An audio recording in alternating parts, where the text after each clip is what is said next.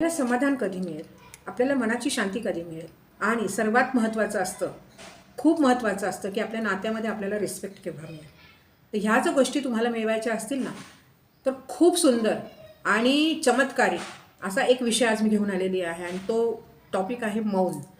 मौन केल्यानं हे सगळं तुम्हाला मिळू शकतं. तुम्हाला आरोग्य हवे, तुम्हाला चांगलं नातं हवे, तुम्हाला या सततची जी मानसिक तणतण होत असते, सतत रागाचं जे काही आवरण आपल्या अवतीभोवती झालेलं असतं ना तयार, ते कुठेतरी आटोक्यात आणण्यासाठी मौन करणं किती गरजेचं आहे. सायंटिफिकली प्रूव्ह झाले की मौन करणं फार चांगलं आहे.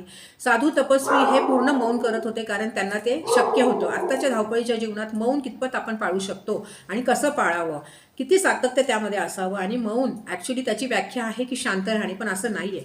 मौन पाळण्याच्या अनेक तऱ्हा आहेत आणि तुम्ही कसं पाळू शकता. 24 तासापैकी 8 तास तर आपण झोपतो, त्याच्यामधली किती तास तुम्हाला बोलायचं असतं आणि किती तास तुम्ही शांत राहू शकता, हे सगळं आपल्या हातात असतं. तर मंडळी, मिस्टिकल एरामध्ये